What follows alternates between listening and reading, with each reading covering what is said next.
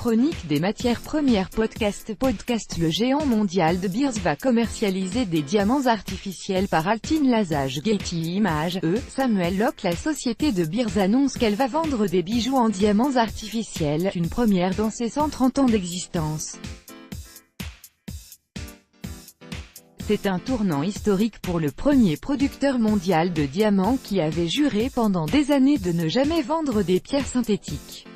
Une décision qui va bousculer le marché des diamants synthétiques. De Beers ne fait que s'adapter à l'évolution du marché. La production des diamants conçus dans les laboratoires a été multipliée par 7 lors des 5 dernières années. Certes, aujourd'hui, elle ne représente que 2% de la production mondiale de la pierre précieuse, mais selon les analystes, elle pourrait atteindre 10% du marché d'ici 2030. Ces nouveaux diamants sont aussi beaux et d'aussi bonne qualité que les pierres naturelles, et les consommateurs n'arrivent même pas à les différencier. Et en plus, ils coûtent 30% à 40% moins cher. Une telle évolution est devenue possible grâce au développement de nouvelles techniques.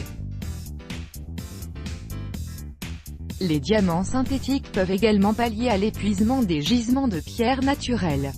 Selon le cabinet Bain, le volume des diamants bruts va décliner de 1% à 2% par an à partir de l'année prochaine.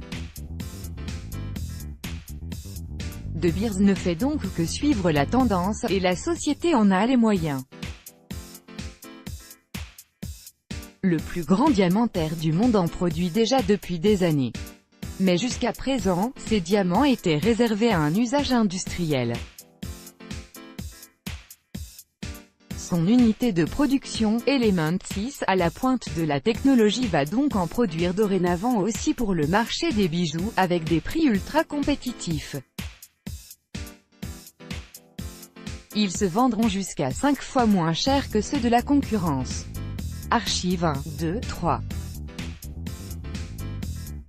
Suivant, dernier plus grand que l'hydrogène a de l'avenir. L'hydrogène qui permet à des voitures de rouler à l'électricité, grâce à une pile combustible éthyle. Le carburant, grêle sur le vignoble français. En France, des milliers d'hectares de vignobles ont été détruits par des orages de grêle violents, ce week-end, en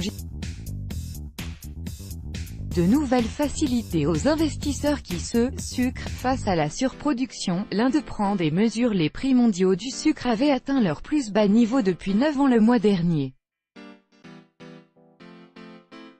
Ils sortent un peu de leur torpeur grâce aux mesures prises à travers les sanctions. Les États-Unis défendent-ils leur gaz? Les États-Unis sont devenus une puissance gazière, capable d'expédier à l'autre bout des océans des cargaisons de gaz naturel. Pékin intervient sur le marché du charbon. Le charbon, trop cher selon Pékin. Les autorités chinoises imposent aux compagnies minières de baisser le prix du combustible, et aux centrales. 1, 2, 3. Suivant, dernier plus grand que